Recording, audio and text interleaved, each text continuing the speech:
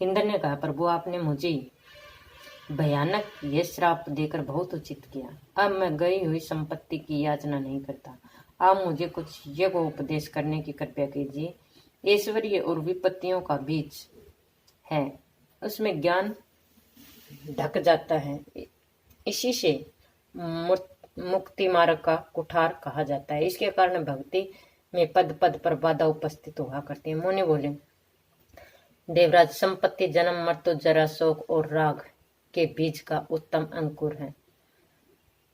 इसके प्रभाव से अंधा हुआ मानव मुक्ति के मार्ग को नहीं देख सकता।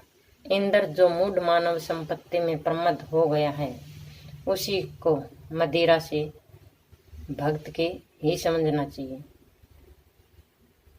उसे भी बांधव जन बंदूक कह कर घेरे रहते हैं। व्यवमत, विषयाद, विहल, महाकामी और राजसिक व्यक्ति में स्वर्ग मार्ग का अवलोकन करने की योग्यता नहीं रह जाती। विषयांध भी दो प्रकार के बताए गए हैं, राजस और तामस।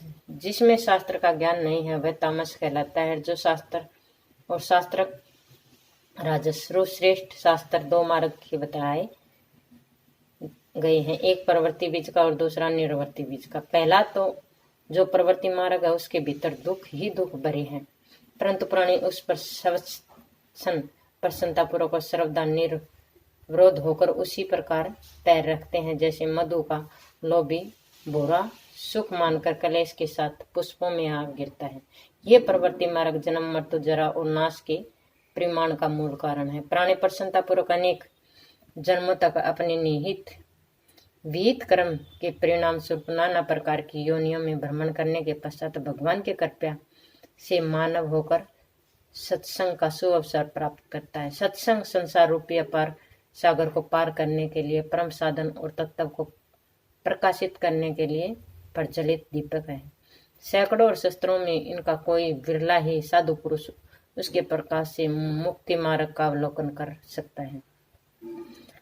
तब बंधन को तोड़ने के लिए उसके हृदय में यंत्र करने की भावना उत्पन्न होती है। ये अनेक जन्मों के पुण्य और तपस्या का उपवास सहायक है। तब प्राणी का मुक्ति मार्ग की उपलब्धि होती। ये मार्ग निवृत्त और परम सुखद है। पूर्व रंदर, तुम जो ये विषय पूछ रहे हो उसे मैं गुरु के मुख से सुन चुका हूँ। ब्रह्मांड मुनिवर दुर्वासा का यह वचन सुनकर देवराज इंद्र वितराग हो गए। प्रतिदिन उनके हृदय में वैराग्य की भावना बढ़ने लगी। मुनि के स्थान से चलकर वे अपने भवन पहुंचे। उस समय उन्होंने देखा उनकी अमरावती पुरी दैत्य और असुरों से भली भांति भरी है। उस पुरी में रहने वाले सब देवता भय से व्याकुल है। सारी परिस्थितियां विषम दृष्टिगोचर हो रही थी। कहीं किसी ने बांधोबंद नहीं है तो कहीं किसी के माता पिता और स्त्री भी उनका साथ छोड़ गई हैं।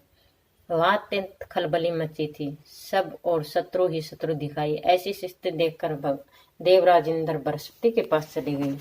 उस समय शक्तिशाली बृहस्पति जी मंदाकिनी के तट पर विराजमान हो परम ब्रह्मा परमात्मा का ध्यान करते हुए देवराज इंद्र के दृष्टिगोचर हो गए।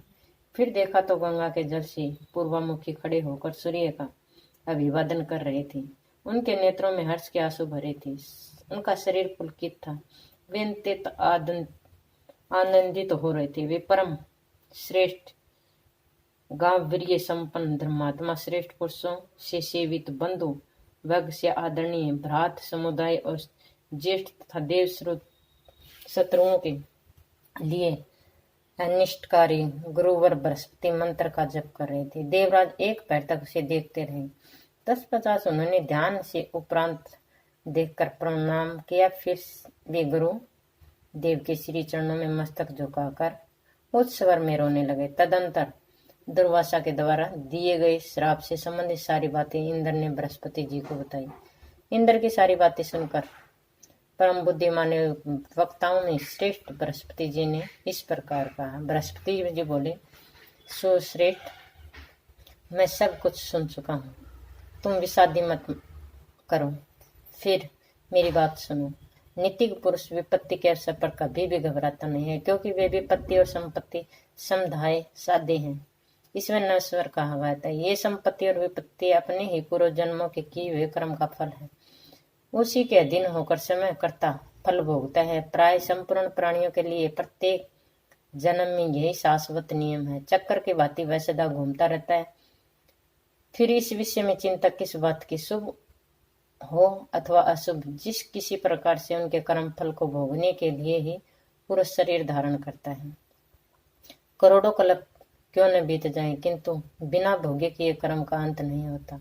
अतएव शुभ अशुभ कर्म का फल भोगना अनिवार्य है। इस प्रकार बातें परमात्मा भगवान श्री कृष्ण ने ब्रह्मा जी को संबोधित करके सामवेद की शाखा में स्पष्ट की है कि वे संपूर्ण भोगों का भोग शेष रह जाने पर कर्मानुसार प्राणी को भारतवर्ष में अथवा कहीं अन्यंतर जन्म होता है।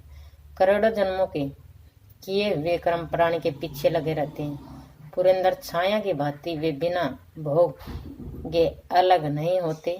काल देश और पात्र के भेद से कर्मों की न्यूनता अधिक हुआ करती है। जिस प्रकार कुशल कुंभकार दंड, चक्कर, श्राव और भ्रमण के द्वारा कर्म से मिट्टी के सुंदर घड़े का निर्माण कर लेता, उसी प्रकार विधाता कर्म सूत्र से प्राणियों का फल प्रदान करते हैं। अतः देवराज जिनकी आज्ञा से इस जगत की सृष्टि हुई है, उस भगवान नारायण की तुम उपासना करो। वे प्रभु त्रिलोकी के विधाताओं के विधाता हैं, रक्षक के रक्षक हैं, श्रेष्ठा के श्रेष्ठा, कर्ता के संहार करता तथा काल के भी काल। जो पुरुष महान विपत्ति के अवसर पर उन भगवान स्मरण करता है, वह उसके लिए उन विपत्तियों की भी संपत्ति की ही भावना उत्पन्न हो जाती है। ऐसा भगवान शंकर ने आदेश दिया है। नारद इस प्रकार कहकर तत्वज्ञानी बृहस्पति ने देवराज इंद्र को हृदय से लगा लिया। शुभ आशीर्वाद देकर उन्हें पूर्ण रूप से सारी बातें समझा दी।